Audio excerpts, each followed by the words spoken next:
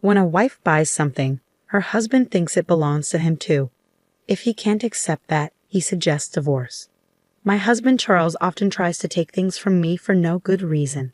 Once, he even wanted to give gifts I bought for my parents to his own family to make himself look good. When I confronted him about this, he looked shocked. Before I married Charles, my grandparents left me a valuable gift, a piece of property. They advised me to keep it a secret from Charles, even though he's my husband. They said I should keep quiet about having a source of income and enough money to live comfortably. I felt a bit sorry for Charles, but I chose to follow my grandparents' advice. After my grandfather, who had always taken care of me, passed away, I carried on with my life with Charles. Then, something happened. One day, when I checked the account where I saved money for our living expenses, I saw that $10,000 had been taken out. This account was mostly handled by me and meant to cover the cost of living that Charles and I shared. It was a significant amount, and I couldn't recall withdrawing it myself. It seemed inevitable that Charles was the one who had taken it out. That evening, when Charles returned home, I confronted him about it. "Hey, $10,000 are gone from our living expenses account. Do you know what happened to the money?" "Yeah, I lent it to my mom. She was in some trouble," he replied casually, confirming that Charles had indeed lent the money to my mother-in-law, Lisa. "And you didn't think to inform me beforehand?" "It's all right, though. It's money I earned, so it's not a big deal. We have savings, so losing that amount won't hurt us. If Lisa needed help, I understand why you did it, but it would have been nice to hear about it from you first. After all, the account is for both of us. If it had been his own personal account from when he was single, it would have been acceptable, but withdrawing a large sum from our joint account without discussing it was a bit too much." When I sighed heavily at Charles's selfishness, he frowned and gave me an irritated look. Fine.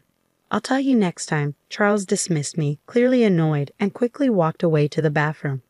I felt uneasy about the situation. He hadn't acted like this when we first got married. He used to listen to me sincerely. Is this how relationships change over time? A few days later, I had no choice but to visit my in-laws' house to deliver a package that had been mistakenly delivered to our address. "Oh, Megan, thanks for making the trip all the way here. Why don't you come inside since you've come all this way?" I had planned to just drop off the package at the door, but I couldn't refuse my parents-in-law's invitation, so I ended up in their living room, having tea. While there, I couldn't help but notice various luxurious items. Expensive cosmetics, glamorous clothes, health products. Oh my, our wonderful son gave these to me as gifts. Since there was $10,000 in the bank account anyway, it seemed natural to spend it this way. However, knowing that Lisa needed money and Charles had lent her that exact amount, I couldn't shake the uneasy feeling that all of it had been spent on her luxury items. As I quietly sipped my tea, not able to muster a smile, my in-laws' cheerful expressions faded, replaced by a look of concern that seemed almost threatening. "Our son is so kind and thoughtful, showering me with gifts. But what about you? Are you being a good wife to him? There's something suspicious going on. We've heard things, my father-in-law said, his tone implying accusation. He's always blamed by you for spending money on me," my mother-in-law chimed in. Now it all makes sense. They looked at me with apprehension, as if Charles had painted himself as a victim for doing something generous. I started feeling increasingly weary of both my in-laws and my husband. I never expected to be treated so poorly and overlooked like this. Finally, the idea of divorce began to take shape in my mind.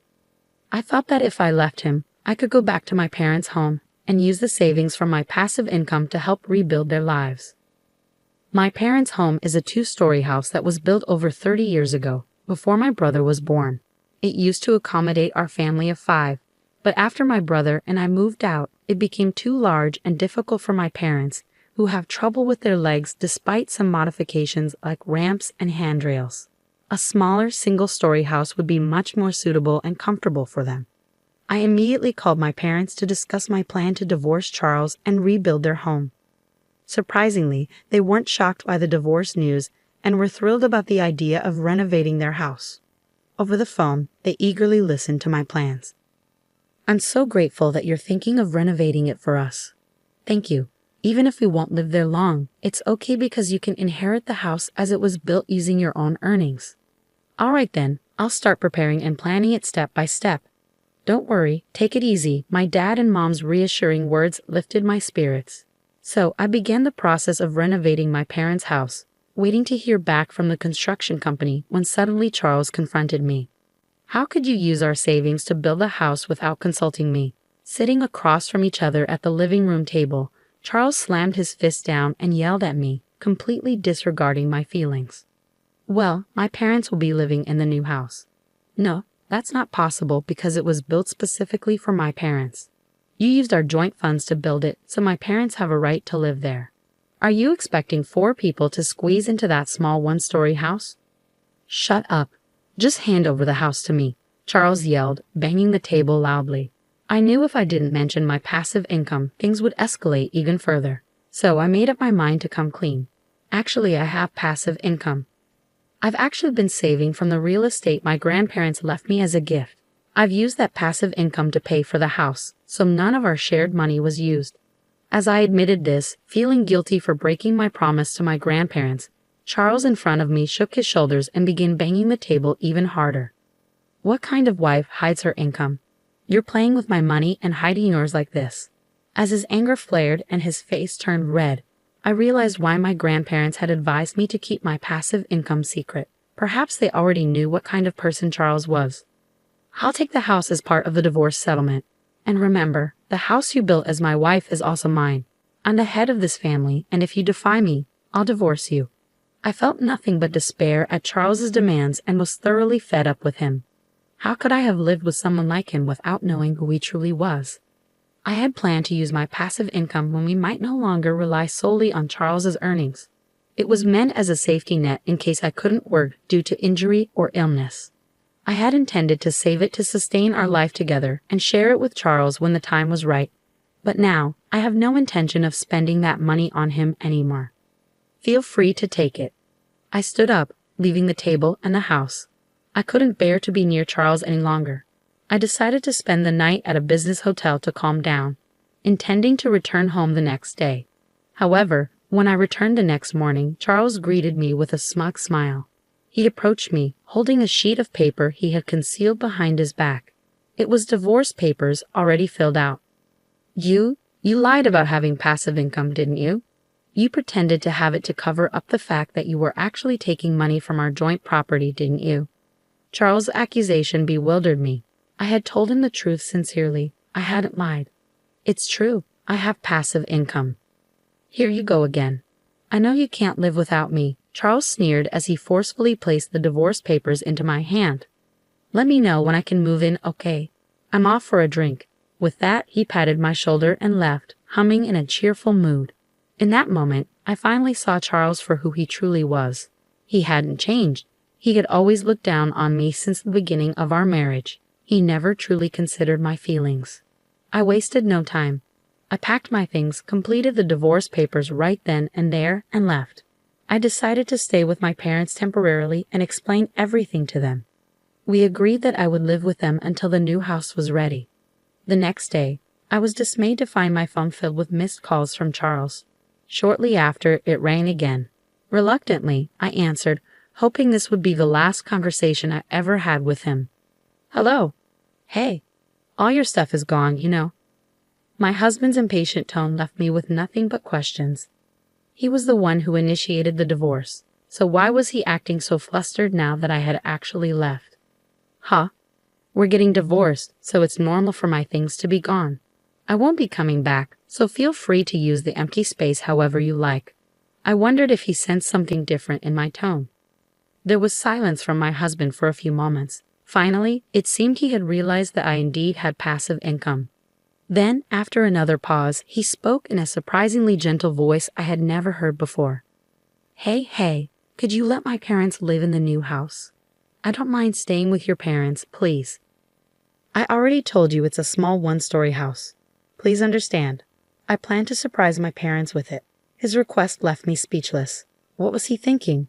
Wanting to give away a house he didn't even buy and call it a surprise? It seemed reckless beyond belief. You don't care about our savings at all, do you? I've been stressing over the money I give you as an allowance and what we save for living expenses, trying hard to manage everything. That's beside the point here. You're careless with money and leave all the hassle to others. Then act like you did everything yourself when it comes to your parents, right? As I had meticulously prepared everything for my parents, my husband suddenly fell silent, fueling my frustration even more. It's shallow of you to act like you orchestrated it all and give the house to your parents. Ultimately, you've been trying to exploit my good intentions and take control of what's rightfully mine. There's no justification for you to trample on my feelings and intentions like this. I won't hand over the house I built with all my heart and soul for my parents just so you can show off to yours. I firmly rejected Charles's proposal, and he began to loudly rant in response. But husbands and wives are supposed to help each other. We're not married anymore, are we? I've already filed for divorce. On the same day my husband, now my ex-husband, handed me the divorce papers, I submitted them to the city office. He had wanted the divorce so eagerly, and I felt it was best to move on quickly. I was already in the process of reverting all the paperwork to what it was before we were married.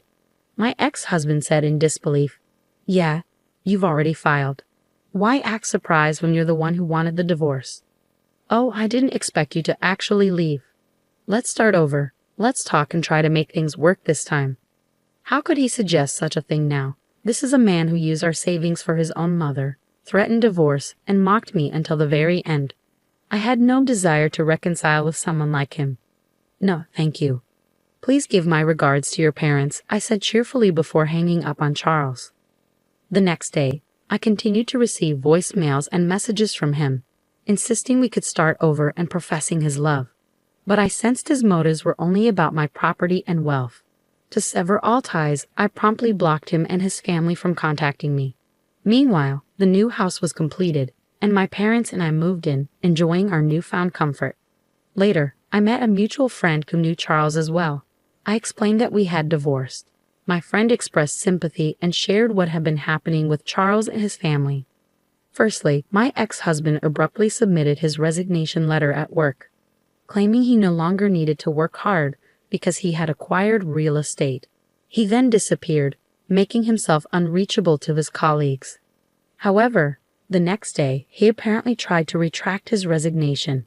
His bosses understandably reprimanded him for vanishing without notice and the disruption caused by his sudden resignation letter. The company questioned him about his behavior, but Charles couldn't admit he was relying on my income, so he attempted to fabricate an explanation. Eventually, though, the truth about our divorce came to light and his lies were exposed. As a result, the company refused to reconsider his employment. Charles, who mocked my passive income as probably fake, was actually trying to benefit from my earnings and impressed his parents by giving them a house as a gift. He didn't consider me or our future at all. When I think about that, I no longer have any feelings for my ex-husband. In fact, I feel relieved. I heard that he returned to his parents' home, where they must have been tough on him because he's now scrambling to find a new job. However, his departure from his last job has made it difficult for him to secure employment. It's safe to say he's facing the consequences of his actions. As for me, I live happily with my parents in a home I built myself. I have a job that I love, and I'm enjoying life. I had been saving my passive income for Charles and our future, but now I'll use it to support those who have supported me.